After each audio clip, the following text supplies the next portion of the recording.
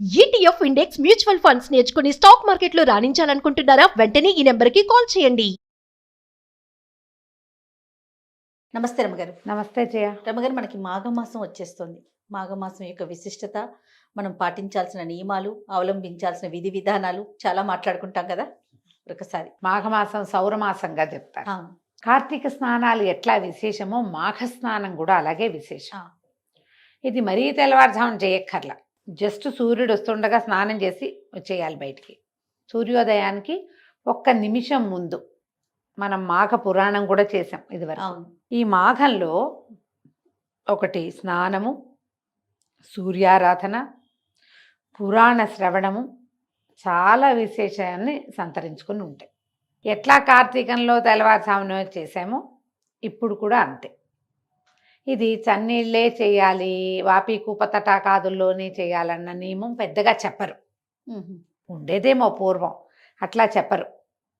ఎలాగోలాగా స్నానం చేయటం, స్నానం చేసి ఉదయిస్తున్న సూర్యబింబానికి ఎదురుగుండా నుంచుని దండం పెట్టుకోండి. ఓకే. సూర్యుడికి రోజు అర్ఘ్యం ఇవ్వటం.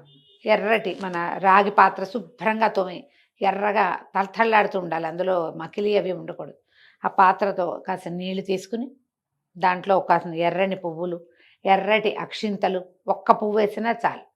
చిట్టి గన్నేరు పూలు అవి వస్తాయా, ఎర్రటి పూలు ఒక పువ్వు, 4 ఎర్రటి అక్షతలు వేసి సూర్యుడికి చూపించి నీరు వదిలిపెట్టాలి. మీరు ఏదైనా నదుల్లోనూ అక్కడ స్నానం చేస్తే నదిలో ఎంచి మనం సూర్యుడికి అర్ఘ్యం ఇచ్చి నమస్కారం చేసుకోవచ్చు. అయితే ఇదే దీంతో పాటుగా ఈ మాఘంలో వచ్చేటువంటి 4 ఆదివారాలని ప్రత్యేకంగా మాఘపాదివారాల్లో సూర్యుడికి పాలు పొంగించి పరమాన్నం వండి నివేదన చేస్తాం. ఇది చాలా మంచిది. ఆదిత్య హృదయం చదువుకోండి, నెల రోజులు ఆరోగ్యానికి చాలా మంచిది. సాధారణ వాక్యం మనకి ఏం చెప్తారు, ఒక ఏమనాలి, మహావాక్యాలలో ఆరోగ్యం భాస్కరాదిచ్చేత్ అంటారు. ఆరోగ్యం సూర్యుడి వల్ల వస్తుందంటే సూర్యుడిని రోజు చూసినా వస్తుంది, సూర్యుడిని పూజించినా వస్తుంది, సూర్యుడికి సంబంధించిన స్తోత్రాలు ఏమైనా చదివినా వస్తుంది.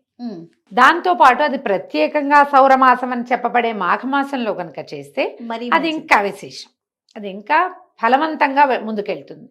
మీ అవకాశాన్ని బట్టి ఏది కుదిరితే అది చేసుకోండి. మాఘాదివారాలు 4 వస్తాయి, తర్వాత ఏమో రథసప్తం వస్తుంది. ఈ 5 రోజులు తప్పనిసరిగా సూర్యుడికి ప్రీతిపాత్రమైన పాయసాన్ని వండి, పరమాన్నాన్ని వండి ఆవు పాలతో చేస్తే మంచిది. స్వామికి నివేదన చెయ్యండి. ప్రత్యక్ష నారాయణ స్వరూపుడైన సూర్యభగవానుడు ఆరోగ్యాన్ని ఇస్తాడు. అయితే ఇంకొక విశేషం ఏం చెప్తామంటే, గుప్త నవరాత్రులుగా చెప్పబడేటువంటి నవరాత్రులు ఉన్నాయి. మామూలుగా మనం నవరాత్రులు అంటే వసంత నవరాత్రులు, శరన్నవరాత్రులు 2 చేస్తాం.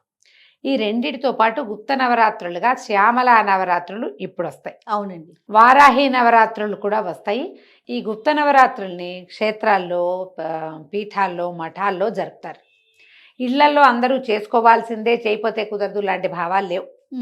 అవకాశం ఉంటే చేసుకోవచ్చు. ఆ చేయటం కూడా ఏదో విశేషంగా అద్భుతంగా అలా ఎలాగో ఈ శరన్నవరాత్రుల్లో అమ్మవారిని సేవించినట్టుగా అంత పెద్ద సేవ చేయకపోయినా ఏ అమ్మవారి పేరు మీద ఈ నవరాత్రులు చెప్పబడ్డాయో ఆమెను తలుచుకునే ఒక్క శ్లోకం చెప్పుకుని లేదా ఒక స్తోత్రం చెప్పుకుని ఆమెకు 2 పువ్వులు, గంధము, పంచోపచారాలు సమర్పిస్తాం కదా. అవునండి.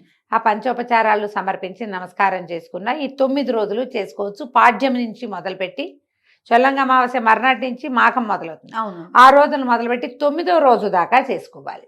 ఇది పగలు చేయాలా, రాత్రి చేయాలా, మీ అవకాశాన్ని బట్టి. మీరు పెద్దదిగా చేసుకోదలుచుకుంటే ఎవరైనా పురోహితుడితో, పెద్దవారితో సలహా లేకుండా చెయ్యొద్దు.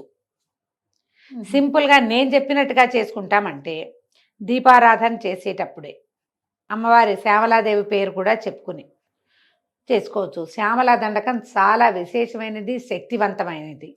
విద్య, ఉద్యోగము ఈ రెండిటికి అత్యద్భుతమైన ఫలితాన్ని ఇస్తుంది శ్యామల.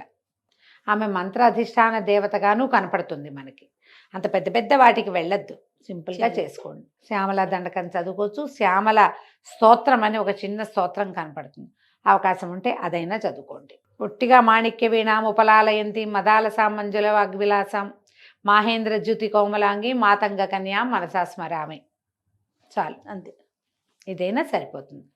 మీరు దండకం చదువుకోగలిగి మీకు నోరు తిరిగితే తప్పులు చదవకుండా దయచేసి ఆ తప్పులన్నిటినీ నేను ఇంత బాగా చదువుతున్నాను అని ప్రజలందరికీ వినిపించకుండా మీ తప్పులు మీరే చదువుకోండమ్మా, తప్పులు సవరించుకుని చదువుకునే ప్రయత్నం చేసి అమ్మకి ఏదైనా విశేషమైన నివేదన చేసి పెట్టి, పెద్దదిగా చేస్తే, సింపుల్గా చేస్తే శ్యామలకి ఆకుపచ్చని పళ్ళు నివేదన చేస్తే మంచిది.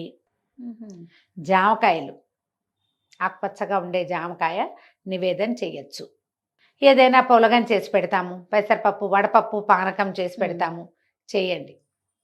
ఆకుపచ్చటి కాయలు, రేగుపళ్ళు, రేగికాయలు, పెద్ద పెద్ద రేగికాయలు వస్తాయి, అలాంటివి కూడా పెట్టచ్చు. ఆకుపచ్చటి అరటిపళ్ళు కనపడతాయి, అవైనా పెట్టుకోవచ్చు. మీ ఓపిక. పచ్చవి రోజు ఆకుపచ్చటి కాయ జామకాయలు కనుక పెట్టుకుంటే చక్కగా వెళ్ళిపోతుంది. అవకాశం ఉంటే ఈ 9 రోజులు అది జరుపుకోండి. ఈ 9 రోజులు జరిపినా జరపకపోయినా మాఘంలో వచ్చేటువంటి 4 ఆదివారాలని, రథసప్తమిని సూర్యారాధనకి అంకితం చేసుకోండి. ఈ ఆదివారాలు, మాఘాదివారాలలో బ్రహ్మచర్యం పాటించాలి.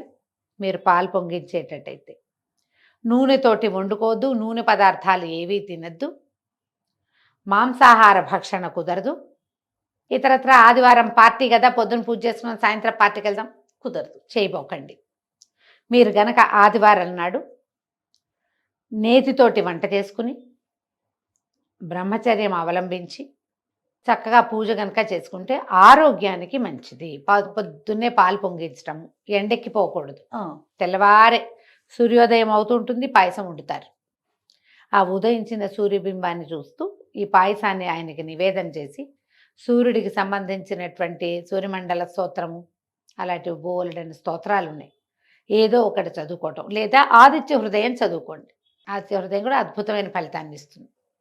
చదువుకుని నివేదన చేసుకుని పగలు భోజనం చేసి సాయంకాలం కొద్దిగా తక్కువ ఫలహారం చేస్తే మంచిది. దాంట్లో క్లియర్గా చెప్తారు, స్త్రీ తైల మధు మాంసాని అని. బ్రహ్మచర్యం చేయాలి, నూనె వస్తువులు తినకూడదు, మధువు మాంసము ముట్టకూడదు. మీ అవకాశాన్ని బట్టి 4 వారాలు రథసప్తమి అంటే 5 రోజులు చేస్తారా, లేకపోతే ఒక్కరోజే చేసుకుంటారా? మీరు ఏ రోజు పాలు పొంగించి సూర్యుడికి నివేదన చేస్తారో మీకు ఒక్కరికి కాదు, మీ ఇంటిల్లిపాదికి ఇదే సూత్రం.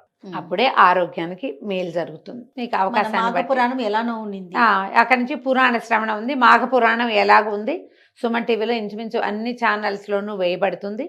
ఏ సమయంలో కుదిరితే ఆ సమయంలో మాఘ పురాణం వినండి. పురాణ శ్రవణం చేస్తే మరీ మంచిది.